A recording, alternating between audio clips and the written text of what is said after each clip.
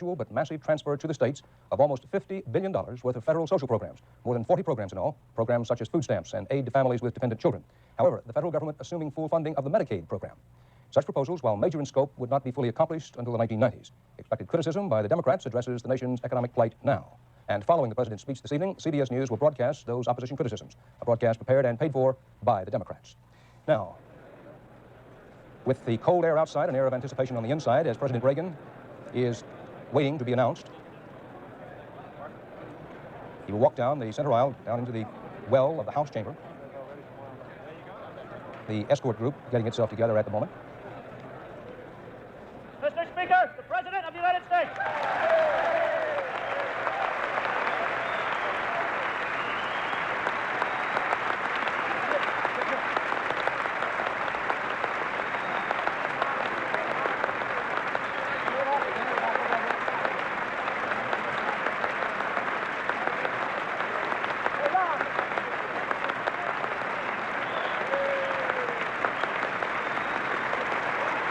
Senate Majority Leader Howard Baker leads off at the President's left shoulder as the President reaches the well of the House chamber, where he'll be greeted by House Speaker Tip O'Neill and Vice President George Bush. The President gives copies of the State of the Union address to each of them, greets them, and prepares to deliver his first State of the Union message.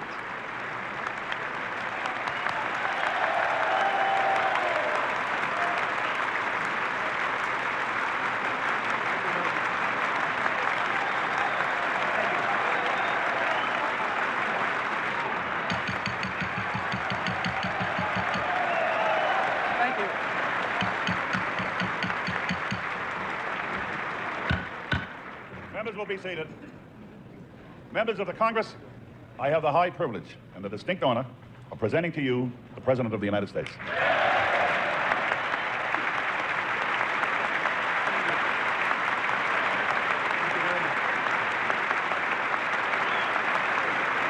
Thank you.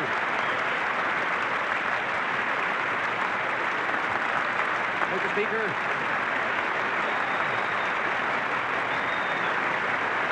Thank you. Thank you very much.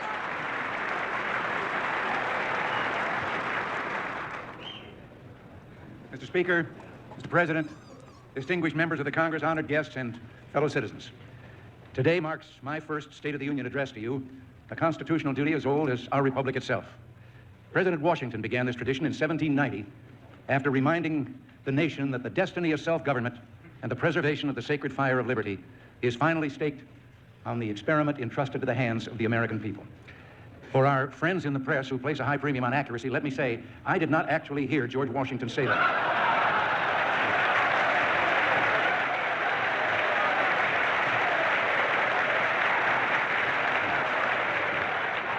But it is a matter of historic record.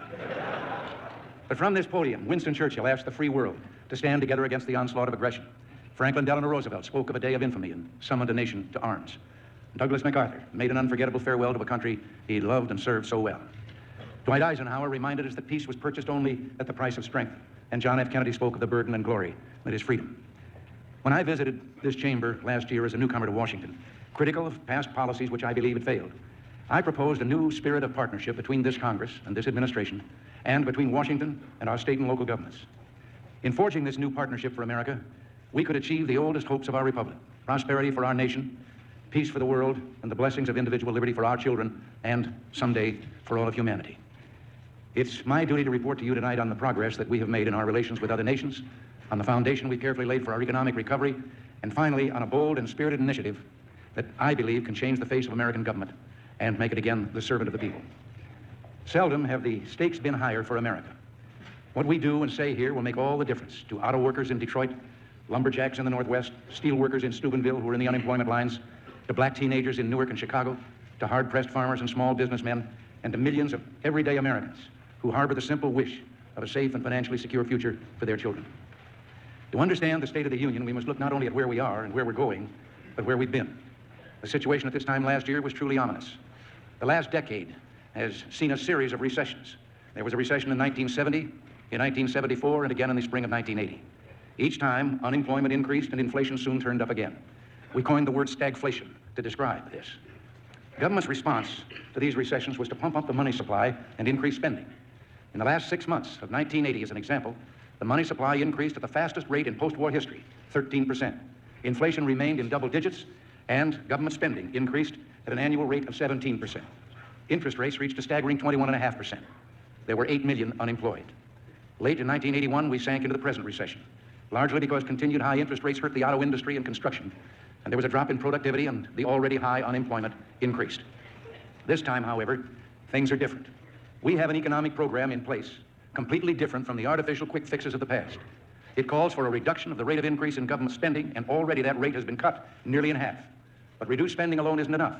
We've just implemented the first and smallest phase of a 3-year tax rate reduction designed to stimulate the economy and create jobs. Already, interest rates are down to 15.75%, but they must still go lower. Inflation is down from 12.4% to 8.9%, and for the month of December, it was running at an annualized rate of 5.2%. If we had not acted as we did, things would be far worse for all Americans than they are today.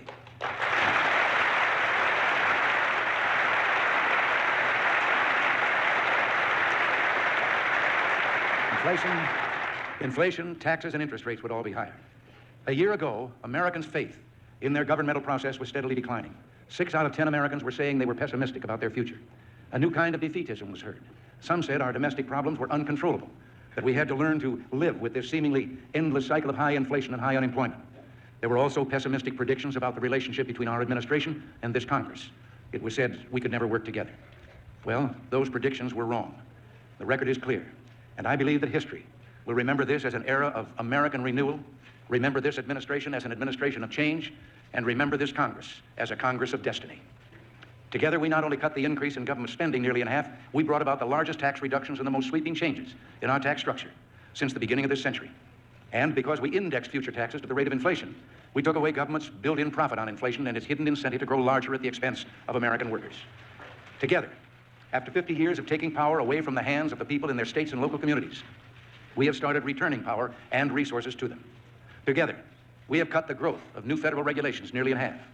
In 1981, there were 23,000 fewer pages in the Federal Register which lists new regulations than there were in 1980.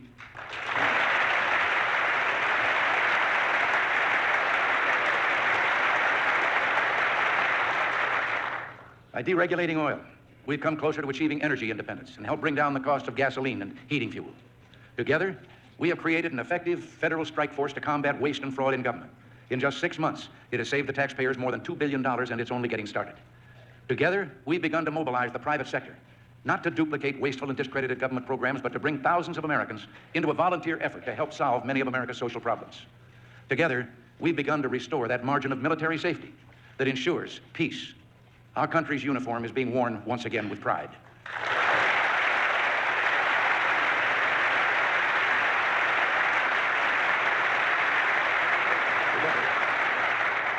Together, we have made a new beginning, but we have only begun. No one pretends that the way ahead will be easy. In my inaugural address last year, I warned that the ills we suffer have come upon us over several decades. They will not go away in days, weeks, or months, but they will go away because we as Americans have the capacity now, as we've had it in the past, to do whatever needs to be done to preserve this last and greatest bastion of freedom.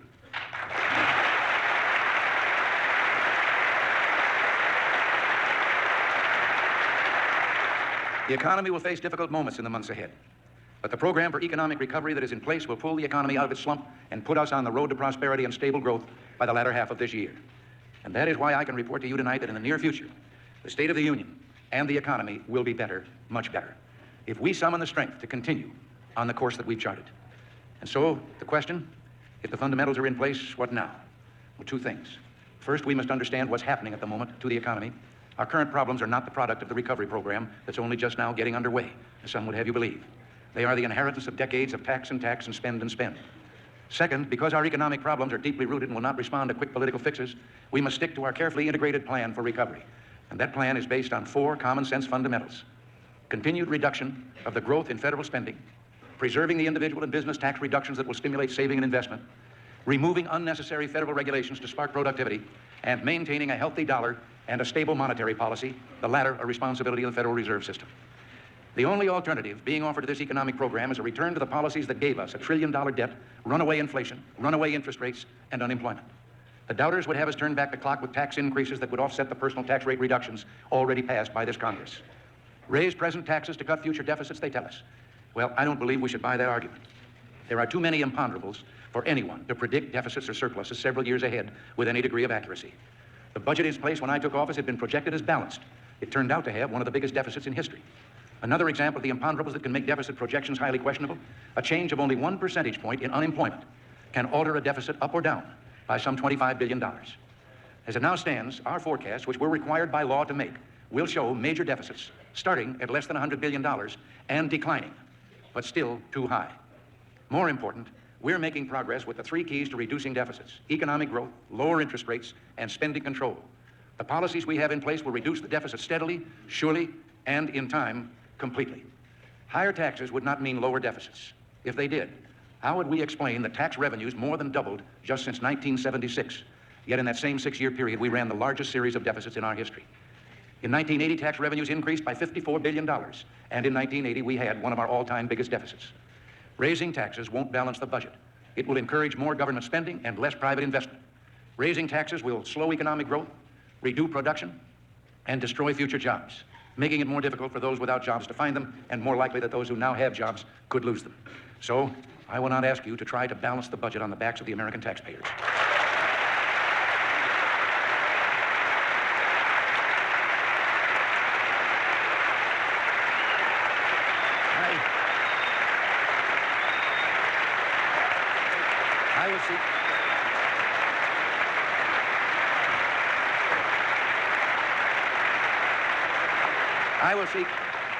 I will seek no tax increases this year, and I have no intention of retreating from our basic program of tax relief.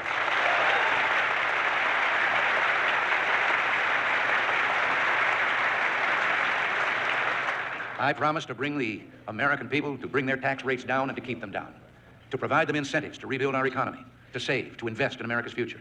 I will stand by my word. Tonight, I'm urging the American people, seize these new opportunities to produce, to save, to invest, and together, we'll make this economy a mighty engine of freedom, hope, and prosperity again.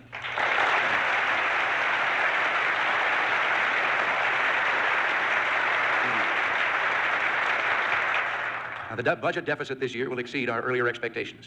The recession did that. It lowered revenues and increased costs. To some extent, we're also victims of our own success. We brought inflation down faster than we thought we could, and have thus deprived...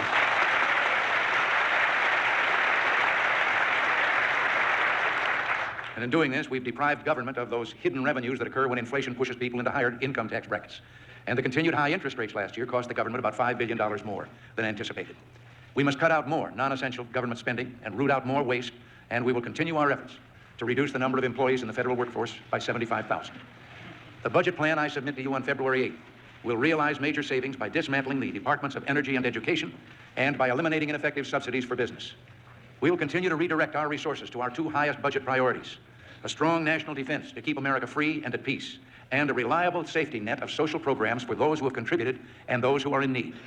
Contrary to some of the wild charges you may have heard, this administration has not and will not turn its back on America's elderly or America's poor.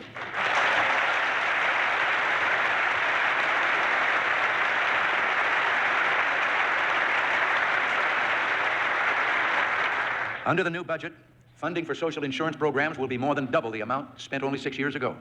But it would be foolish to pretend that these or any programs cannot be made more efficient and economical. The entitlement programs that make up our safety net for the truly needy have worthy goals and many deserving recipients. We will protect them. But there's only one way to see to it that these programs really help those whom they were designed to help, and that is to bring their spiraling costs under control. Today, we face the absurd situation of a federal budget with 3/4 of its expenditures routinely referred to as uncontrollable. And a large part of this goes to entitlement programs. Committee after committee of this Congress has heard witness after witness describe many of these programs as poorly administered and ripe with waste and fraud. Virtually every American who shops in a local supermarket is aware of the daily abuses that take place in the food stamp program, which has grown by 16,000% in the last 15 years. Another example is Medicare and Medicaid, programs with worthy goals, but whose costs have increased from $11.2 billion to almost $60 billion, more than 5 times as much in just 10 years. Waste and fraud are serious problems. Back in 1980, federal investigators testified before one of your committees that corruption has permeated virtually every area of the Medicare and Medicaid health care industry. One official said many of the people who were cheating the system were very confident that nothing was going to happen to them. Well, something is going to happen. Not only the taxpayers are defrauded, the people with real dependency on these programs are deprived of what they need because available resources are going not to the needy, but to the greedy. The time has come to control the uncontrollable. In August, we made a start. I signed a bill to reduce the growth of these programs by $44 billion over the next 3 years, while at the same time preserving essential services for the truly needy. Shortly, you will receive from me a message on further reforms we intend to install, some new, but others long recommended by your own congressional committees. I ask you to help make these savings for the American taxpayer. The savings we propose in entitlement programs will total some $63 billion over 4 years and will, without affecting Social Security, go a long way toward bringing federal spending under control. But don't be fooled by those who proclaim that spending cuts will deprive the elderly, the needy, and the helpless. The federal government will still subsidize 95 million meals every day. That's 1 out of 7 of all the meals served in America. Head Start, senior nutrition programs, and child welfare programs will not be cut from the levels we proposed last year. More than $500 million has been proposed for minority business assistance, and researchers at the National Institute of Health will be increased by over $100 million. While meeting all these needs, we intend to plug unwarranted tax loopholes and strengthen the law, which requires all large corporations to pay a minimum tax. I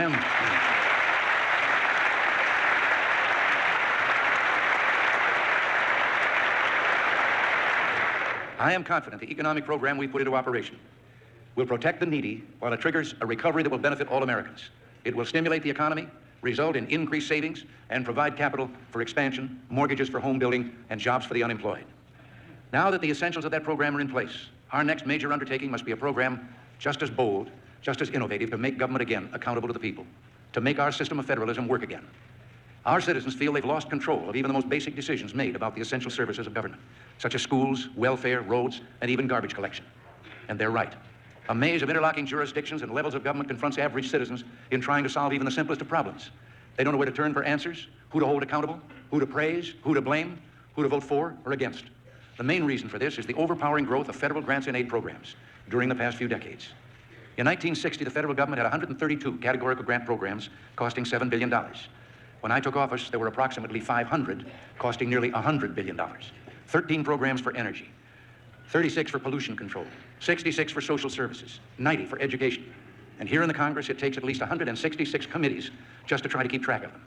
You know and I know that neither the President nor the Congress can properly oversee this jungle of grants in aid. Indeed, the growth of these grants has led to the distortion in the vital functions of government.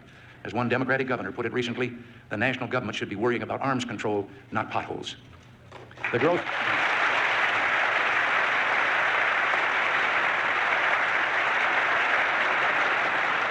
growth in these federal programs has, in the words of one Intergovernmental Commission, made the federal government more pervasive, more intrusive, more unmanageable, more ineffective and costly, and above all, more accountable. Well, let's solve this